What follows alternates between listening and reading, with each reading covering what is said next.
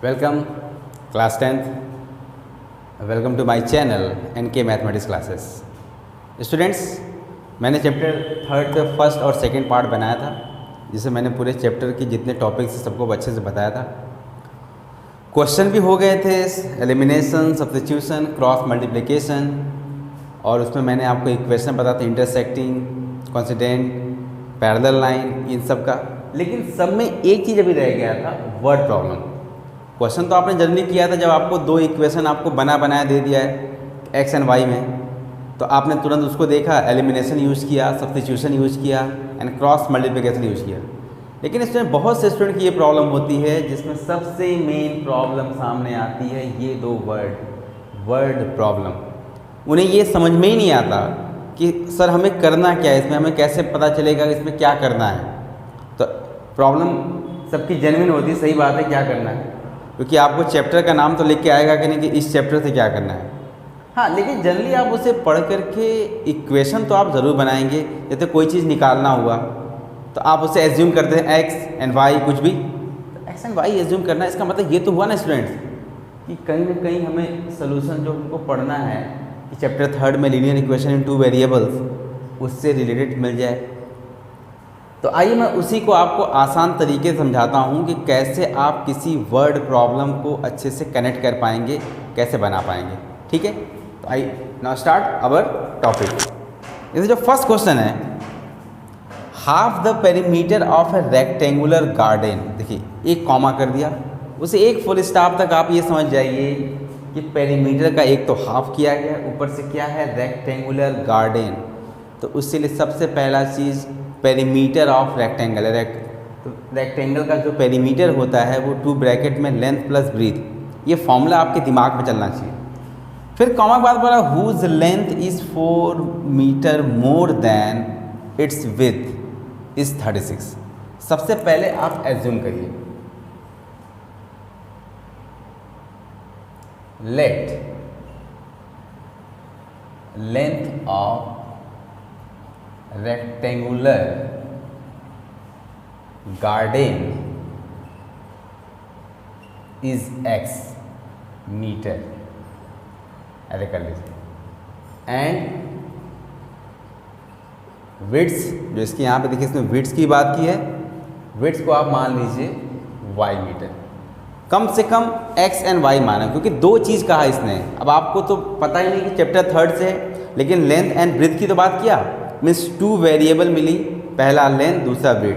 तो इसी एक को मैंने x मान लिया, किसी एक को y है. ऐसा आप लेंथ को भी y मान सकते थे, ब्रीथ को x, ऐसा कोई बाउंडेशन नहीं है. According your condition, half of perimeter of rectangular garden, जिसका लेंथ है 4 मीटर ज़्यादा किससे, इस 36. इसका मतलब पेरीमीटर का जो हाफ है वो कितना है, 36. ये जो पेरीमीटर है वो रेक्टेंगुलर गार्डन है. तो 2 ब्रैकेट में length plus breadth upon 2 is equal to 36. 2 से 2 कैंसिल, मतलब L प्लस B आपको मिल गया 36.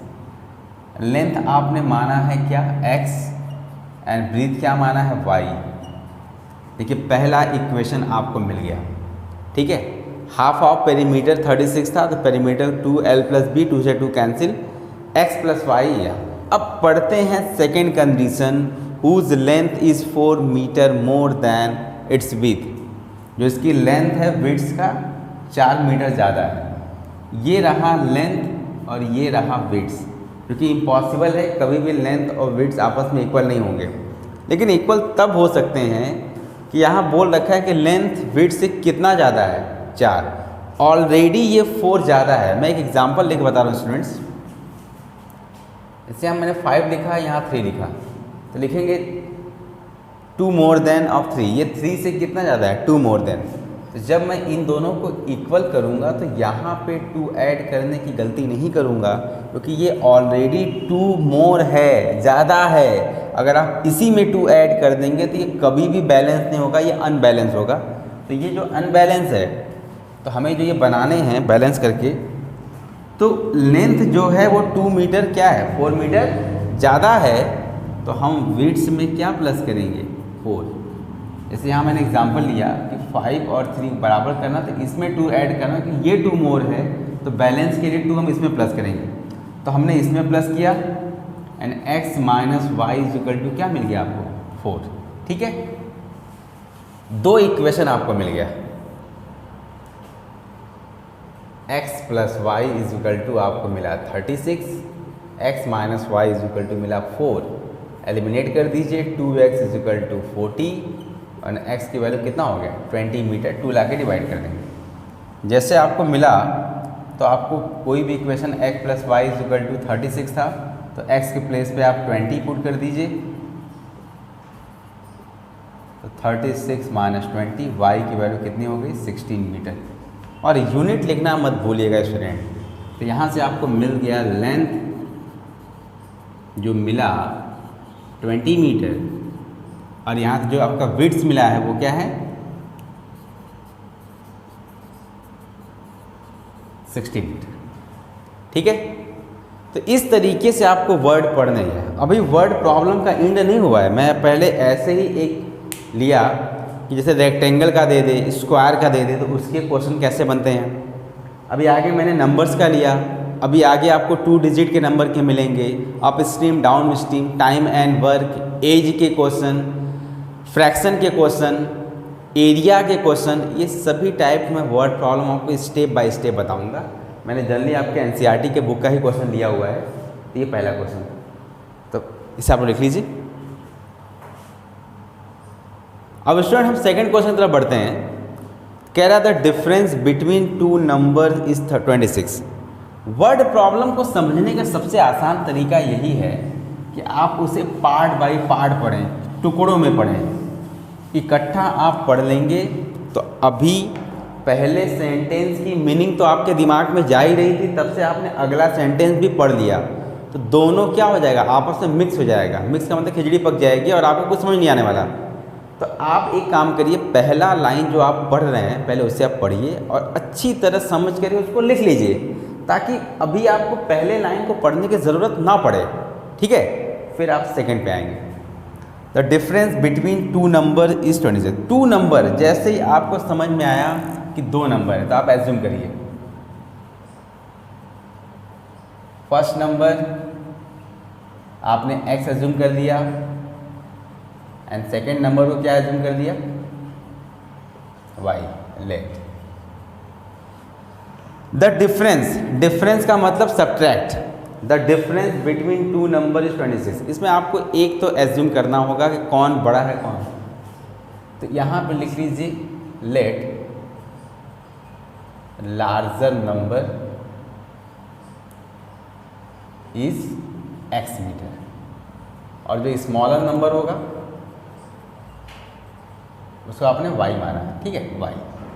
तो according your condition difference of 2 number is 26, मतलब x माइनस वाई की value 26 and 1 number is 3 times the other. भाई एक नंबर बड़ा होगा एक छोटा होगा, जो बड़ा है वो स्मॉल का कितना टाइम्स है 3 टाइम्स है, मतलब इज 3 टाइम्स, मतलब 3 गुना है। तो x एंड y, x को हमने लार्जर एज्यूम किया है, it means x is greater than y, x बड़ा है। जब ये ऑलरेडी बड़ा है तो ये 3 टाइम्स है, तो 3 का मल्टीप्लाई हमें इधर करना पड़ेगा। मैं आपसे बार बार कह रहा हूँ कि आप जो भी प्लस माइनस वगैरह करेंगे, सॉरी प्लस या मल्टीप्लाई वगैरह करेंगे वो स्मॉल में करेंगे।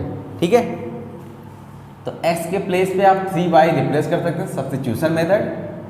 तो यहाँ पे 3y minus Y is equal to 26, this is 2y 26 and y is equal to 26/2 कितना हुआ 13।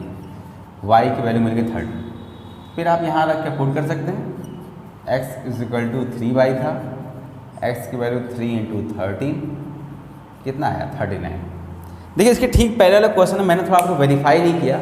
वो जो आंसर आपने निकाला था, जैसे इस वाले क्वेश्चन में आपने लेंथ निकाला था 20 और ब्रीथ निकाला था क्या 16। तो आप कंफर्म कर लीजिए, देखिए लेंथ ब्रीथ से 4 मोर है, जो पहले उसने कहा था बिल्कुल मिला हमें, और इनके पेरीमीटर का आप हाफ करेंगे तो आपको 36 मिलेगा। अगर आप ये उतना वही वेरीफाई कर लेंगे तो आंसर आपका 100% राइट है और कोई कट नहीं कर सकता। सेकंड क्वेश्चन मिला कि the difference of two number is 26। देखिए 39 और 13 का आप सब्ट्रैक्ट करिए 26 मिल रहा है, और one number is 3 times the other. ये 13 का 3 टाइम्स है ना 39, तो ये नंबर उसका 3 गुना है। तो जो भी वर्ड प्रॉब्लम आपके पास हैं आप अपने ही आंसर से वर्ड प्रॉब्लम को वेरीफाई कर लेंगे, ठीक है। ये है आंसर पहचानने का तरीका, और आपको ये कन्फ्यूज़न नहीं रहेगा स्टूडेंट्स कि मेरा आंसर राइट है या रॉन्ग, आप तुरंत वेरीफाई कर लेंगे। ओके, लिख लीजिए आप उसको। ओके स्टूडेंट्स, मैंने कहा था ना कि मैं हर एक टाइप पे एक एक क्वेश्चन बताता रहूँगा। तो मैं अभी 2 टाइप्स को और भी टाइप लेके आया हूँ, जिनको बता दूँ आपको। अब इसके पहले मैंने आपको रेक्टेंगल मतलब एरिया से रिलेटेड क्वेश्चन बताया, जिसमें रेक्टेंगल की लेंथ एंड ब्रीथ हुआ, और फिर उसके बाद मैंने आपको नंबर से क्वेश्चन बताएं। अभी ये है फ्रैक्शन क्वेश्चन, कह रहा है देखिए अभी वही बात मैंने कहा, जो वर्ड को आप स्टेप बाय स्टेप पढ़िए, इकट्ठा मत पढ़िए। अ फ्रैक्शन बिकम्स 9/11, एक फ्रैक्शन बनता है 9/11। फ्रैक्शन है इसका मतलब 100% आपके दिमाग में चलना चाहिए कि न्यूमरेटर एंड डिनोमिनेटर होगा। तो पहले let the numerator of fraction, let numerator of the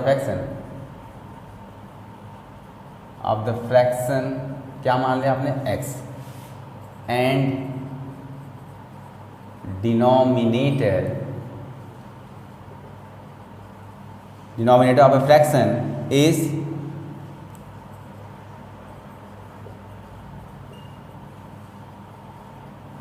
fraction क्या माना आपने y, ठीक है। तो आपने ये एज्यूम कर लिया कि let the numerator of the fraction is x and denominator क्या मान लिया आपने y। अब कह रहा है कि फ्रैक्शन बिकम्स, फ्रैक्शन बनता है 9/11। तो फ्रैक्शन जो हमारा होगा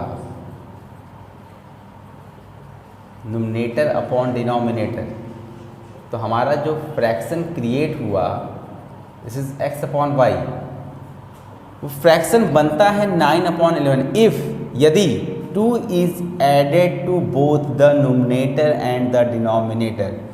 2 ऐड किया गया है बोथ में, numerator and denominator both, x+2 numerator में भी और y डिनोमिनेटर, तब फ्रैक्शन बन रहा है 9/11। क्रॉस मल्टीप्लाई कर लीजिए, 11x 11 × 22, फिर 9 का इंटू करिए 9y, 9 2 ज़ा 18, 11x - 9y is equal to 18 - 22, 11x - 9y is equal to -4। चलिए, फर्स्ट लीनियर इक्वेशन इन 2 वे क्रिएट हो गया। दूसरा कह रहा है if 3 is added to both numerator and denominator fraction became 5/6। Same to same वही बात, जैसे आपने 2 ऐड किया था वैसे यहाँ दोनों में 3 ऐड किया जा रहा है, तो फ्रैक्शन बन जा रहा है 5/6। Cross multiply, 6x 18, 5y + 15, 6x - 5y is equal to 15 - 18, ठीक है। तो आपका जो ये फ्रैक्शन यहाँ हो जाएगा, मैं इसे मिटा देता हूँ, मैंने क्वेश्चन लिख दिया हुआ है, और आपसे फ्रैक्शन पूछा मतलब x और y की वैल्यू, तो 6x - 5y is equal to -3, ठीक है। अब आपके पास मेथड बहुत हैं, आप चाहें तो एलिमिनेशन ही यूज़ कर लीजिए। एलिमिनेशन के नीचे लिखेंगे 11x 3 - 9 -4, आप इसमें 9 से इंटू कर दीजिए। फर्स्ट इक्वेशन में हम किससे इंटू कर दें 9 से, और सेकेंड इक्वेशन में किससे इंटू हो जाए 5 से। 54x 45 - 27, यहाँ हुआ 55x और ये -45x -20, सॉरी ये y होगा ना, ये दोनों सेम है तो ये माइनस, ये प्लस, ये भी प्लस, एलिमिनेट, ये हुआ -x, ये आपका आया -7, माइनस x की वैल्यू कितनी आ गई 7। आपने 2 इक्वेशन निकाला है, किसी जगह भी पुट करके आप निकाल सकते हैं। ऐसे आपने निकाला था 6x minus 5y is equal to -3, तो 6 इंटू 7 माइनस 5y,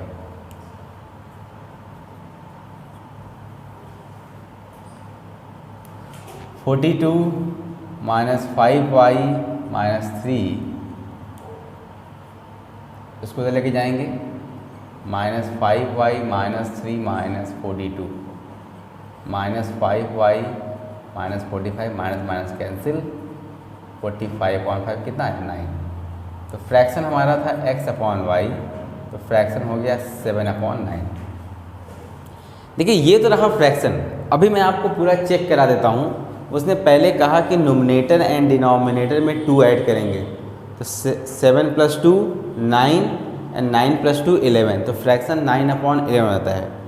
फिर उसने कहा अगर दोनों में 3 ऐड कर दें तो 7 + 3 10 एंड y + 3, तो 9 + 3 12, 10/12 को सिंपलेस्ट करेंगे तो कितना आएगा 5/6, उसको 2 से डिवाइड करेंगे।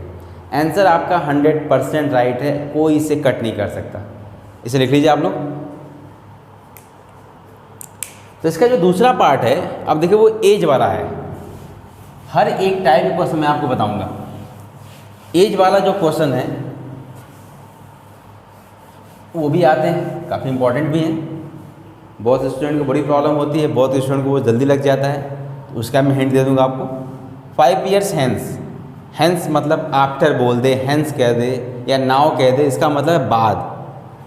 5 साल बाद the age of Jacob will be. अच्छा अभी मान लीजिए आपको हैंस नहीं समझ में आ रहा है कि हैंस का मतलब बाद हुआ कि पहले हुआ, तो आगे की स्टेटमेंट पढ़िए, the age of Jacob will be. भाई इंग्लिश तो आपने पढ़ा है, आपने फ्यूचर टेंस पढ़ा हो, उसी में विल यूज होता है ना। बिल्कुल आपसे फ्यूचर की बात कर रहा है, मतलब पास्ट की बात नहीं कर रहा है। तो पास्ट की बात तो नहीं कर रहा, तो बाद की बात, पहले की बात तो होगी नहीं। जब भी फ्यूचर की बात कर रहा है मतलब बाद की बात होगी, इसलिए हैंस, हैंस का मतलब बाद। ठीक, जैकब का जो एज है वो 3 टाइम्स हो जाता है हिज सन, अपने बेटे के एज से उसका एज 3 टाइम्स हो जाता है। कब? 5 साल बाद, 5 year हैंस। फिर कह रहा है कि 5 years अगो, देखिए अब अगो कह दिया मतलब पहले गया है। Jacob age was 7 times that of his son. Age वाले क्वेश्चन में आपको मैं एक ट्रिक दे रहा हूँ। आपको चाहे जो भी क्वेश्चन पूछेगा, आप एज्यूम क्या करेंगे? आप जब भी एज्यूम करेंगे तो प्रेजेंट एज एज्यूम करेंगे, क्योंकि एक प्रेजेंट एज ही ऐसा होता है। जैसे आपका एज ही मान लीजिए 15 years होगा, तो 5 years अगो आप 10 years के होंगे, तो 15 में से आपने 5 को माइनस किया 15 में से। 5 years आफ्टर आपने 15 में 5 प्लस किया तो आप 20 हुए। ये कब से लिया आपने? जो आपका प्रेजेंट एज होगा। तो जितनी भी क्वेश्चन एज वाले हैं उनका कैलकुलेशन प्रेजेंट एज से होगा, तो आप एज्यूम भी प्रेजेंट एज करेंगे। तो लिखेंगे let present age of Jacob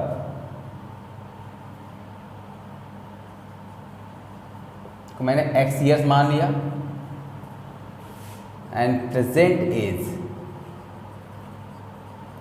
of his son, उसके सन को मैंने मान लिया y years। ये इन सब की प्रेजेंट एज है। अब यहीं से हम आफ्टर या बिफोर जाएंगे। अब अकॉर्डिंग 5 years हैंस, यहाँ लिखिए 5 years hence Jacob age will be, Jacob age will be कितना हो जाएगा? x + 5। 5 साल बाद गया तो इनकी एज में 5 साल हम ऐड कर देंगे। फिर वही सेम लाइन 5 year हैंस, भाई फादर अगर 5 साल गए हैं तो सन भी तो 5 साल बाद जाएगा ना। Hence his son age will be, his son age will be y + 5। देखिए 5 साल बाद दोनों की एज मैंने 5 year प्लस कर दिया। अब according your question the age of Jacob will be 3 time Jacob की एज अपने सन की एज का 3 टाइम्स हो जाता है। भाई ये तो इम्पॉसिबल है कि जैकब और उसके सन का एज सेम हो जाए। भाई ये तो वही बात होगी कि सन और फादर की एज इक्वल, ये तो इम्पॉसिबल है स्टूडेंट्स। तो कोई ना कोई नंबर तो ऐसा है ना जिसको ये बैलेंस कर रहा है। बैलेंस यही है कि 3 टाइम्स, 3 गुना। तो ऑलरेडी फादर 3 टाइम्स है, अगर आप इसी में 3 से इंटू कर देंगे तो फादर्स काफ़ी ज़्यादा बड़े, मतलब उनकी एज काफ़ी ज़्यादा बड़ी हो जाएगी। तो मैं आपसे बार बार इसके पहले भी कह रहा हूँ कि जितने भी चीज़ें वो स्मॉल में ही होंगी। तो सन की एज स्मॉल होगी तो 3 से आप मल्टीप्लाई सन में करेंगे तब ये बैलेंस होगा। x + 5 = 3y + 15। x - 3y, 5 को उधर भेज दीजिए, 15 - 5, तो x - 3y = कितना हुआ, 10। चलिए पहला इक्वेशन आपको क्रिएट हो गया। अब देखिए दूसरा कंडीशन क्या कह रहा है, फुल देखिए, फुल स्टॉप तक पहला कंडीशन हुआ। सेकंड, 5 years ago, अब लिखेंगे 5 years ago Jacob age was x - 5. 5 years ago his son age was y - 5। 5 साल पहले, दोनों में 5 मैंने 5 years माइनस कर दिया। Jacob age was 7 times 5 years before, 5 साल पहले जो जैकब की एज है अपने सन की एज का 7 टाइम्स जाएगा। मैंने फिर कहा सन छोटा है, आप सन में ही करेंगे मल्टीप्लाई। तो x - 5 = 7 y - 5। x - 5 7y - 35। x - 7y - 35 + 5, तो यहाँ पे ये -5 इधर प्लस हो जाएगा। x - 7y - 30, ठीक है। फिर आपका दूसरा इक्वेशन क्या है, x - 3y 10, ये माइनस हो गया, ये प्लस हुआ और ये माइनस, ये एलिमिनेट, -4y - 40 कैंसिल हो गया। y की वैल्यू कितनी आई, 10 years। और याद रखिएगा student, age, time, area, distance, speed, ये सब कभी भी नेगेटिव नहीं आएगी। यहाँ देखिए एज पॉजिटिव आई और कभी भी फ्रैक्शन में नहीं आएगा। तो फ्रैक्शन में भी एज नहीं आना चाहिए, परफेक्ट आना चाहिए। तो यहाँ पे हमारा सही है 10 years। फिर आप किसी भी इक्वेशन में पुट करके आप y निकाल लीजिए। तो हमारा ये इक्वेशन था, x - 3y = 10। तो आपने y के प्लेस पे 10 पुट कर दिया, -30, 10 + 30, तो x की वैल्यू आ गई 40 years। ये जैकब की एज 40 years है, सन की एज 10 years है। अब ज़रा कंडीशन हम वेरीफाई कराते हैं। 5 साल बाद ये 15 का हो जाएगा, 10 + 5 15, और ये 45 हो जाएंगे। तो 15 3 × 45, 3 टाइम्स है, ओके। अब 5 years ago, 5 साल पहले ये 10 - 5 हो जाएंगे, और ये 40 - 35, 5 × 7 = 35, 7 टाइम्स हुआ। आंसर आपका 100% राइट है स्टूडेंट, कोई काट नहीं सकता है, ओके। इसे आप लिख लीजिए, ओके। क्लास 10 मैं 2 टाइप के और भी क्वेश्चन लेके आया हुआ हूँ, आप उसे देखिए। ये जो इसका मैं इसके पहले 4 क्वेश्चन बताया आपको, ये जो 5वां क्वेश्चन है सबसे मोस्ट इम्पॉर्टेंट क्वेश्चन, क्योंकि इस टाइप के आप अगर साइड बुक से या एनसीईआरटी में खोजेंगे बहुत से क्वेश्चन मिल जाएंगे 2 डिजिट नंबर के, उन्हें हम कैसे सॉल्व करेंगे, ओके। देखिए, the sum of the digits of a 2 digit number is 9। सबसे बड़ी बात, डिजिट्स एंड 2 डिजिट्स नंबर, इन दोनों में डिफरेंस है। जैसे 2 डिजिट्स का नंबर कह रखा है तो नंबर 10 to 99 तक होगा। इनके बीच में जितने भी नंबर हैं सभी 2 डिजिट्स के ही मिलते हैं। लेकिन ये जो नंबर हैं वो 2 डिजिट के नंबर हैं, बट डिजिट्स, जैसे मैंने बीच में ले लिया 15, तो इसमें 1 and 5 डिजिट्स इस्तेमाल हुआ है, यूज़ हुआ है 15 को बनाने में। 35 या 37, तो 3 and 7 यूज़ हुआ है। तो अलग अलग लेंगे तो वो डिजिट्स हुआ, बट जो नंबर हुआ वो 2 डिजिट्स का नंबर हुआ। तो ये डिफरेंस थोड़ा माइंड पे क्लियर रखिएगा। तो यहाँ कह रहा है कि sum of digits of a 2 digit number, 2 digit का नंबर। सबसे पहले वो नंबर क्या होगा? जैसे मान लीजिए आप प्रीवियस क्लास में जाते हैं, आप 4 5 में जाइए, उसमें था एक्सपेंडेड फॉर्म। जैसे मान लीजिए आपने 38 को लिखा, तो 8 यहाँ 1 प्लेस पे है, 3 यहाँ 10 प्लेस पे है, क्योंकि 2 डिजिट्स का नंबर है तो एक 1 प्लेस पे होगा, एक 10 प्लेस पे होगा। जब आप इसको लिखते थे 3 × 10 + 8 × 1, तो ये 30 + 8 कितना आता था? 38। भाई हमें अभी मैंने जस्ट कहा 10 to 99, आपको पता है इनके बीच में कितने नंबर हैं? इनके बीच में आपके 100 नंबर है, सॉरी 90 नंबर है, 90 नंबर है। अब उस 90 नंबर में कौन नंबर होगा ये क्लियर नहीं ना? तो नहीं है तो उसके लिए आपको एज्यूम करना पड़ेगा। जब आप एज्यूम करेंगे तो यहाँ आपको लिखना पड़ेगा लेट 1 प्लेस नंबर इज, मान लीजिए y आपने एज्यूम कर लिया, y, and 10 place number is x। तो अकॉर्डिंग और क्वेश्चन आपके नंबर होंगे x y, y कहाँ गया है 1 प्लेस पे और x कहाँ गया है 10 प्लेस पे।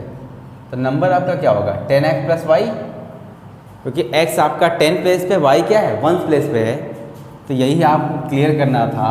तो यहाँ पे नंबर हो जाएगा, क्योंकि 10 लगा है x के साथ, तो 10x + y, ये तो नंबर हुआ। बट इसमें डिजिट्स जो इस्तेमाल हुआ है वो x एंड y हुआ है। The sum of the digits of a 2 digit number, मतलब x + y का जो सम है वो क्या आ रहा है 9। ठीक है, x + y = 9।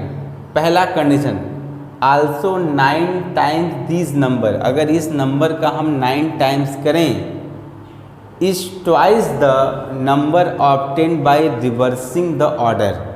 रिवर्सिंग मतलब जस्ट उल्टा हो जाना। जैसे मैंने नंबर यहाँ पे 38 लिया था, तो 38 का ठीक उल्टा क्या हो जाएगा 83। ये इनके डिजिट्स का रिवर्स हो गया। इट मीन्स जो पहले 1 प्लेस पे था अब वो चला गया 10 प्लेस पे, और जो पहले 10 प्लेस पे था वो चला गया 1 प्लेस पे। तो यहाँ पे ये कह रहा है अकॉर्डिंग योर क्वेश्चन कि 9 टाइम्स, आल्सो 9 टाइम्स, अपने नंबर का हम 9 टाइम्स कर रहे हैं। मेरा नंबर यही है 10x + y, तो वो होता है ट्वाइस, 2 टाइम्स डिजिट्स जो हमारे रिवर्स हो गए हैं। Twice the number obtain by reversing order the digits, digits का रिवर्सिंग हो गया। अब ये उल्टा हो गया, जो पहले नंबर हमारा एक्स वाई था वो वाई एक्स हो गया, एक्स चला गया 1 प्लेस पे वाई। ठीक है, 90x 9y 20y + 2x, इधर भेज दीजिए।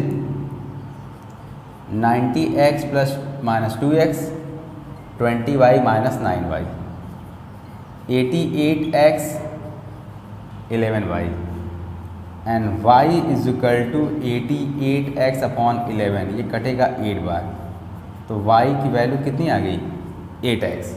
ठीक, अब हम यहाँ नंबर पे रख देंगे।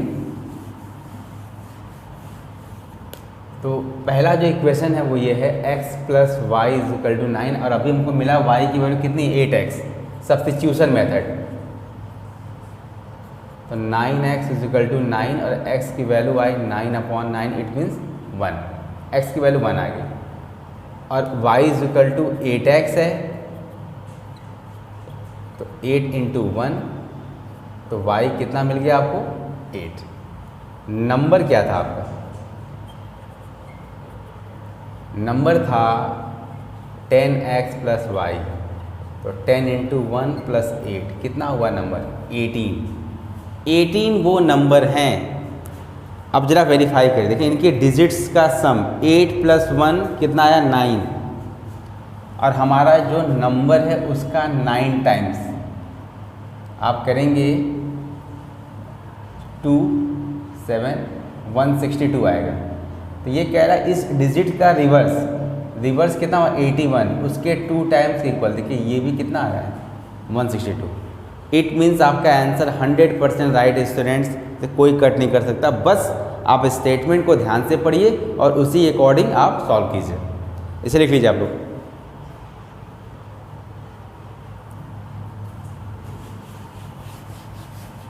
और आज के वीडियो का ये लास्ट क्वेश्चन, अभी तो और भी टाइप के क्वेश्चन हैं, ठीक है, पहले हम इतना बताते हैं।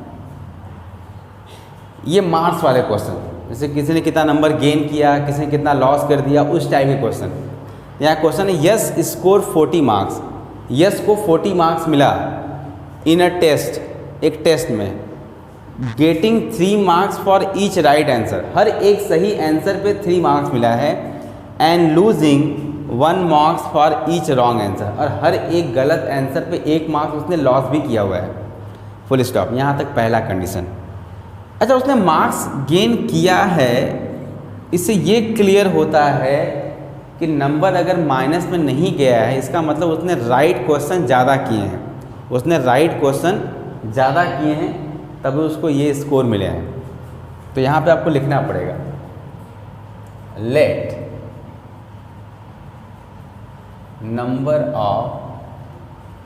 नंबर ऑफ राइट क्वेश्चन, क्या मानिए x, and number of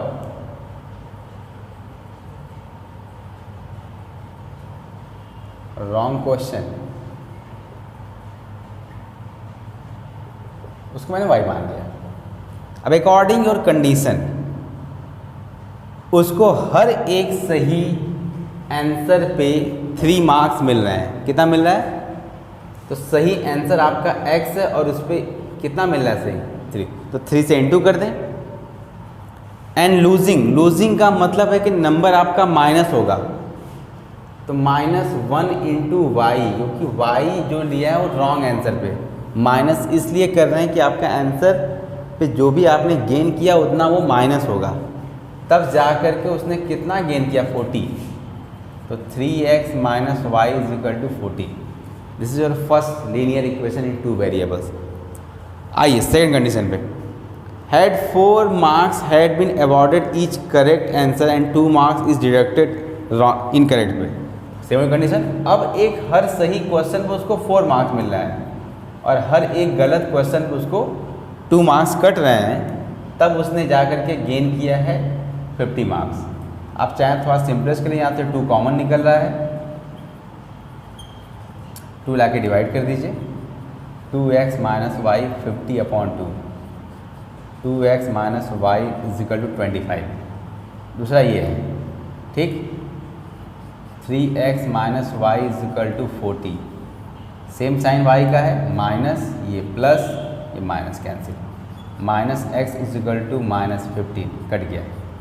x की वैल्यू कितनी आ गई 15, मतलब उसने 15 राइट क्वेश्चन अटेम्प्ट किया है। अब किसी भी क्वेश्चन रख करके आप y निकाल लीजिए, यहाँ रख देते हैं। जैसे अभी आपको जस्ट मिला कि 2x - y = 25, अभी आपने x निकाला है, 2 × 15 30 - y = 25 - 30 - y = -5, y = 5। मतलब उसने 5 इनकरेक्ट क्वेश्चन किए हैं और 15 करेक्ट। आइए जरा अपने आंसर को आप वेरीफाई कर लीजिए। अगर उसने 15 राइट क्वेश्चन अटेम्प्ट किया है तो हर एक पे उसको 3 मार्क्स मिल रहा है, तो 15 × 3 कितना हुआ 45, और उसने कितना क्वेश्चन रॉन्ग अटेम्प्ट किया है 5। इसमें से हम 5 माइनस के कितना आया 40। देखो उसने 40 मार्क्स गेन किया था। अब वो कह रहा है कि हर एक करेक्ट पे वो 4 मार्क्स गेन कर रहा है 60, और रॉन्ग पे कितना कर रहा है 2 मार्क्स, तो 2 × 5 10, इसमें से 10 सब्ट्रैक्ट करेंगे 50, और उसने 50 ही गेन किया है। ओके, स्टूडेंट को लिख लीजिए आप लोग। तो स्टूडेंट क्या देखा आपने, हर एक वर्ड प्रॉब्लम को पढ़ने का अपना एक तरीका है, उसे आप पढ़िए। तरीका तो मैंने सबको सेम ही दिया है कि आप स्टेप बाय स्टेप भी पढ़िए, और जो वो कह रहा है समझ के उसको लिखते रहिए। फिर आप अगला कंडीशन पढ़िए, दोनों कंडीशन को बनाइए, एलिमिनेशन, सब्स्टिट्यूशन, क्रॉस मल्टी, जो भी मेथड आपको इजी लगे आप वो यूज़ कर सकते हैं।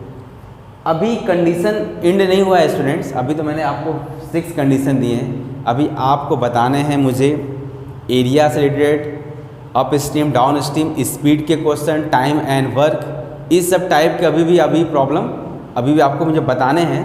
तो अभी मैं नेक्स्ट पार्ट लेके आऊँगा जिसे मैं आपको इस सब टाइप के क्वेश्चन को वेरीफाई करूँगा। स्टूडेंट्स, आई होप ये वीडियो आपको पसंद आई होगी। अगर वीडियो आपको पसंद आती है तो चैनल को सब्सक्राइब कर लीजिएगा और बेल आइकन को प्रेस कर लीजिएगा ताकि हमारी आने वाली आगे के न्यू नोटिफिकेशन आपको मिलता रहे। Okay, thank you.